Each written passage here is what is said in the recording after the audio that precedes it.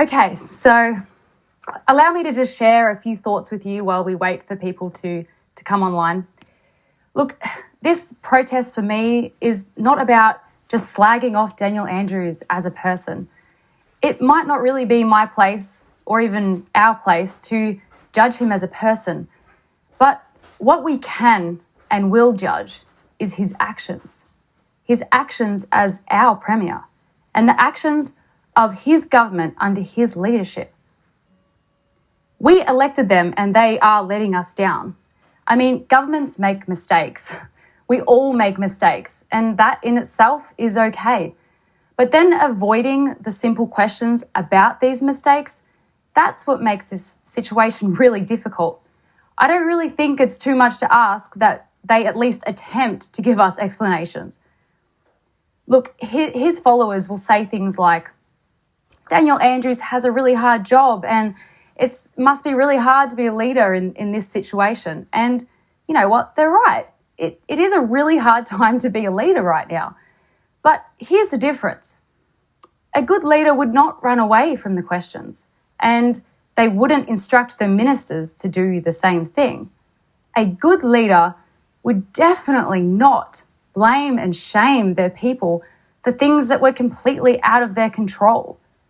The way that Daniel Andrews has blamed us for everything, I've seen it happening now that Victorians are starting to point the fingers at each other because of the way that Daniel Andrews has spoken about it. And this is not the way that a leader would act. A good leader would act, I should say.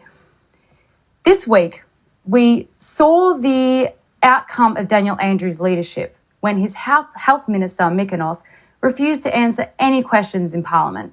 And to make things worse, the next day, she answered the questions with more completely useless answers, which just made it a lot worse. This got a lot of negative media attention. So what did they do? They suspended Parliament. Don't you think nowadays, they suspended Parliament indefinitely.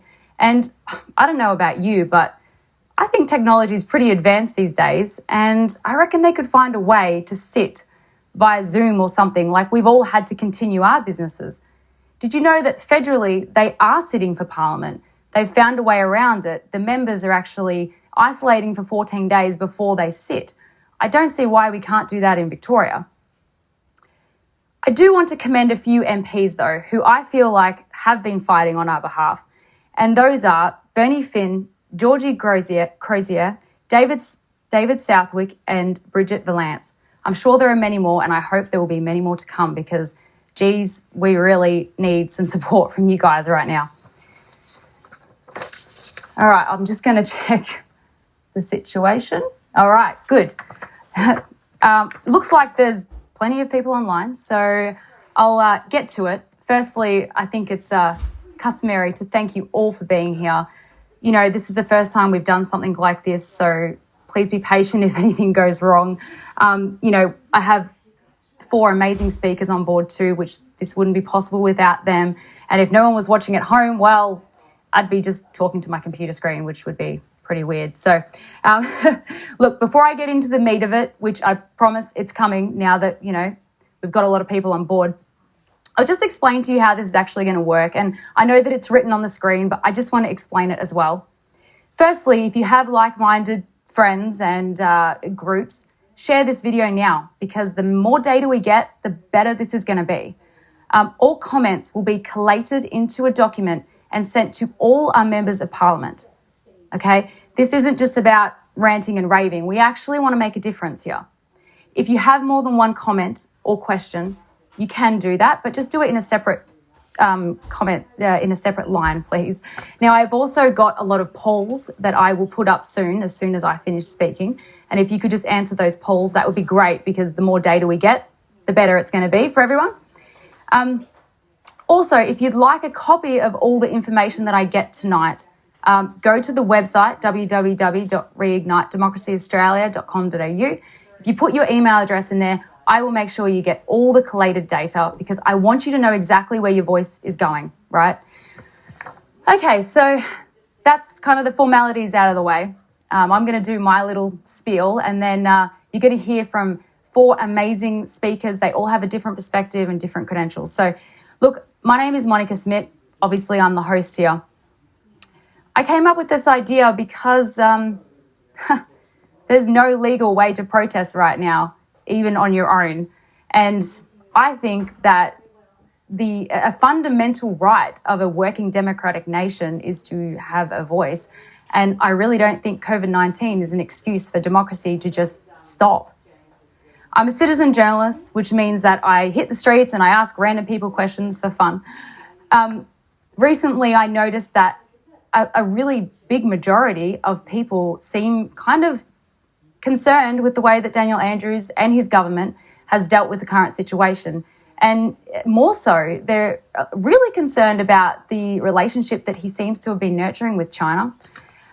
We don't really know if he's actually signed any contracts, and if he has, we don't really know what's in them. A lot of people have heard of the Belt and Road initiative, but not many people really know like what it means, what the details of it is, and why it's dangerous. We actually have a speaker tonight talking specifically about the Belt and Road initiative, so I hope that you guys can learn more about that. Look, one more sentiment before I get on to our first speaker, which will be about the Belt and Road. Someone really important to me once said to me that, when democracy is working well, the people forget that it had to be fought for and won. Democracy isn't something that you can just sit back and take for granted. It's an ongoing fight to keep it. So, my fellow Victorians, democracy might be, or is, slipping through our fingers. And if you have the ability to fight, I really hope that you can fight. United we stand and divided we fall. It's a very common saying. But I really mean this in this situation, because no matter what your state of life is right now, all that matters is that you and I and we agree that democracy is worth fighting for. I think we all deserve a government that respects us and answers our questions and maybe even has our best interests at heart. That would be nice, wouldn't it? Okay, so I am going to get on to the first speaker. So our first speaker tonight is Morgan Jonas. I'm really excited to introduce you guys to him. He organised the first ever anti-Belt and Road protest in December called Stop the Sale of Victoria, and I'm sure he'll do more when he's able to. So we're just going to get right into it. Now, I don't know if I said this at the start, but I am live. I am here, but some of these videos are pre-recorded because I didn't want any issues to come up. So I didn't lie to you, okay? I'm here, I promise. All right. Just bear with me 1 second and I will get this on the road. How you going, guys? Morgan here. I'd like to give a big thank you to Monica for putting on this great online event, and I'd like to thank each and every one of you for being here right now. Now, guys, I'm going to make this short and sweet. I'm going to start off by saying that Daniel Andrews' relationship with China is far more dangerous and poses a far greater threat to Victorians than does COVID-19, and I'll explain why. It's important to note that the Chinese Communist Party is a regime that was founded upon the dead bodies of tens of millions of people, and to this day continues to carry out the most heinous crimes against humanity, also against their own people. Now, these are the thugs and criminals that Daniel Andrews has taken it upon himself to sign up to a scam deal for Victoria called the Belt and Road Initiative. Now, this is a deal that goes against the bipartisan foreign policy of the federal government. So Daniel Andrews has gone behind the backs of the people, he's circumvented Canberra, and he's signed up to this deal anyway. A deal that has determined to be a scam, a deal that has determined to be a tremendous threat to our national security by our strategic policy think tanks. Now, if you ask China, China will say that the Belt and Road Initiative is all about development and reciprocal trade. But we know that is absolutely not the truth based on the trail of corruption and destruction it has left around the world. Simply put, this deal has been rejected because we know how it operates. China goes into countries around the world. Usually they target very corrupt countries that house politicians that can easily be bought off. And this Chinese Communist Party then proceeds to lend these nations huge loans for the purpose of building infrastructure. Now, often these nations are unable to meet their loan requirements, in which case they're forced to cough up a port, cough up some national assets, or hand over their resources, which is exactly what the Belt and Road Initiative is designed to do. And along with that comes a whole host of other problems. The Chinese Communist Party starts developing tremendous political influence in these countries. They start funding the campaigns of pro-Beijing candidates. They siphon money out of these deals to line the pockets of corrupt politicians. And as a result of that, democracies around the world have been put in utter disrepair by this scam deal. And this is why Canberra has rejected it. This is why the United States has rejected it. But Daniel Andrews has shown to the people that he thinks that he knows best, and he has circumvented the experts and signed Victoria up to this deal anyway. A deal that we know is a scam, that's been proven to be a scam. A deal that we know around the world has money siphoned out of projects to line the pockets of corrupt politicians. And he's signed it anyway. So we need to ask the question, what is in it for Daniel Andrews? Why is he putting our national security at risk? You see, he'd prefer that nobody asks any questions. He would prefer that these deals all go through quietly, and that we're all distracted by COVID-19, and that we don't pay attention to his relationship with the Chinese Communist Party. So I'm asking you, what is in it for Daniel Andrews? We know that the CCP pays off politicians around the world in order to gain special market access. And that's exactly what the Chinese Communist Party has been able to do through Daniel Andrews. By utilizing Daniel Andrews, who they consider nothing more than a useful idiot, the CCP has found a backdoor into otherwise unattainable Australian markets. And my question to you is, why did he do it? What is in it for him? And that's why I'm supporting an independent inquiry into Daniel Andrews' relationship with the Chinese Communist Party. Thank you. Okay, so in between each talk, I'm just going to give you guys the instructions again. So basically, if you have a question or a statement that you'd like to make, please put your name, your suburb, and then the question or statement. You can make more than one, but put it on a separate line. There are some poll questions that I'd love you to answer. It just is great for data collection. And also, if you want a copy of all the information that we gathered tonight, just go to the website, reignitedemocracyaustralia.com.au, put in your email address, and I'll make sure you get a copy of everything. So next we have Topher Field. Now, he is a Melbourne-based political commentator, and video producer. He's been loudly calling for an evidence-based approach to COVID-19 since March. He's helped inform many people on his Facebook page. So I suggest you go check that out. I hope you enjoy meeting Topher. Here he is now. Thank you so much, Monica. I appreciate the opportunity to talk today. There are two things that Premier Daniel Andrews could have done that would have saved lives and dramatically reduced the impact of the coronavirus on all Victorians. They're the same two things that mankind has always done in response to pandemics. You quarantine the sick and you protect the vulnerable. Sadly, Daniel Andrews failed spectacularly at both of those things. Now, he likes to say to journalists that he takes responsibility, but in reality, he's actually just passing the buck. Take, for example, the fact that he's trying to pretend that the infections in nursing homes are actually the fault of the federal government and not his own failing. He's basically saying that he has the power to lock down commission housing flats, send water police out to find people who've gone fishing, set up checkpoints all over the state where law-abiding people are asked for their papers, please. And yet, according to him, there's nothing he could have done to protect nursing homes in Victoria. That's somehow not his fault. Keeping our nursing homes, our older residents, and our immunocompromised people safe could have been done at a fraction of the cost of the current shutdowns. And more lives would have been saved because we would have been protecting the people that are actually vulnerable to this virus. But Daniel Andrews insists that this virus, and I quote, does not discriminate on the basis of age. That is such an ignorant and anti-science claim that it would be laughable coming from anyone, but it's frankly scary coming from a state premier. The truth is that the coronavirus is about 130 times deadlier for old people than it is for younger people. And yet, we're all locked up as if it's just as much of a risk to all of us. And we're all locked up because Premier Daniel Andrews failed to get the basics right. He failed to quarantine the sick, and he failed to protect the vulnerable. There is a disaster happening in Victoria, but it's not the virus that's caused it. It's an arrogant, out-of-touch, ham-fisted and scientifically illiterate Premier who ignores what we know about the virus and acts as if any and all policies, no matter how destructive, are justified if it just saves someone from the coronavirus. There is a better way. Everyone agrees that the only way out of this mess is through herd immunity.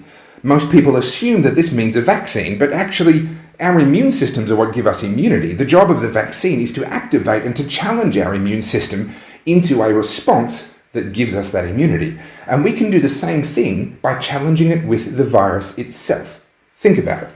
If we take every measure necessary to actually protect the vulnerable, the elderly, the immunocompromised, and then let the virus spread amongst the low-risk population, younger people with no comorbidities, the health system would be put under very little strain because most young healthy people who catch the coronavirus don't even get symptoms. So, and definitely, very few of them ever need a hospital. So once 40 to 50% of healthy people have had and recovered from the virus, it would then die out due to herd immunity, just the same as it would through a vaccination program. And at that point, everyone can come out of lockdown and be safe, including the elderly, including the immunocompromised. The answer is not to try and stop everyone from getting the virus. The answer is to try and stop the vulnerable from getting the virus. I believe firmly in this strategy, so much so that I volunteered publicly back in April to be infected with the coronavirus and then to self-isolate and quarantine until I was no longer infectious to others, so that there would be no chance of me passing it on to someone who's vulnerable, because that's the last thing that I or any of us would want to do. If enough of us did that, then the virus would die out and everyone would be protected by that herd immunity, including the elderly and the vulnerable. If we'd started that back in April when I first proposed it, then we would already be done. The coronavirus would be history. It would be behind us, and we would have got through at a fraction of the cost that we're now facing, and we're still, how far through are we? We don't know. It could still be years more of this kind of in and out of quarantine. But Daniel Andrews denies the science. He failed to get the basics right. And now he's created a disaster of his own making. He's destroying people's lives, sending people bankrupt, pushing many people into depression or even worse. All because he couldn't get the basics right. Daniel Andrews says that he takes responsibility, and I say prove it. Step up, or actually step down. Admit that you got it wrong, and make room for your replacement to come in and change direction. Do it for the sake of all Victorians, but please, do it soon, because the damage that you're doing is permanent. The virus is temporary, but we have to survive the real disaster, and that disaster is Dan Andrews. Thank you very much, Monica. Okay, great. Wow. You can really, I can feel the passion in his voice, and he obviously has done a lot of research into these things. And so thank you so much for shedding that light for us, Topher. Okay, so I'll just say again, of course, each question, each comment on a different line with your name and suburb, so it's easy for me to collate afterwards. If you want a copy of all the data, put your email address into the website, which is down the bottom there on the screen. And please fill out the polls as well, not the tolls, the polls. That would be really great as well. So look, I have a really special guest for you tonight.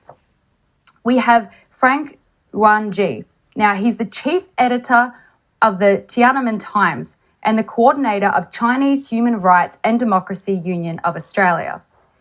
He's actually from mainland China. He was brought up there. He understands the Communist Party of China better than a lot of people, I imagine. So I'm really excited to share his insight with you, and we're going to do that right now. Good evening, everyone. My name is Frank Yuanji from the mainland of China and now living in Victoria, Australia. From this February, we are living in panic of every day, and now we are stuck at home and have to make the gathering online. Why? Because of the pandemic of the CCP virus. As all people know, the first outbreak of this virus pandemic is in Wuhan city. Why the first outbreak was in Wuhan city? Because the #1 virus research laboratory of China is located in Wuhan city. Up to now, the Chinese Communist government doesn't allow the international expert to go to Wuhan for the investigation. Furthermore, the Chinese government is taking over or invalidates all the passport of the Wuhan people, especially the officials and the public staff. Don't allow them to go out of China. All this means the CCP covers a big secret about the virus. What is the secret? Now, let me tell you more information. 20 years ago, the former defense minister of CCP regime, Mr. Shi Haotian, a CCP general, made an internal speech in a meeting with the CCP high-level officers. In his speech, Mr. Shi Haotian said, Chinese is the best race above all the other races in the world. But China has too large population and limited living space. We should have far future and global view to build the second China overseas. To achieve our goal, we cannot so stupid to use the weapon such as nuclear weapons and perish together with our enemies. For this reason, our top leader, Mr. Deng Xiaoping, made it clear and emphasized, develop the chemical and biological weapons first, rather than building the big aircraft carriers. Only the invisible chemical and biological weapons can kill the people of our hostile countries and retire all the other things undamaged for us. From this general's speech, we know the ambition of the CCP and understand what is the unlimited and non-traditional warfare as the CCP so-called. For its target, the CCP also is striving to impact, even control, the political and economy of the other countries through diplomacy and economic cooperation. Its well-known project is One Belt and One Road.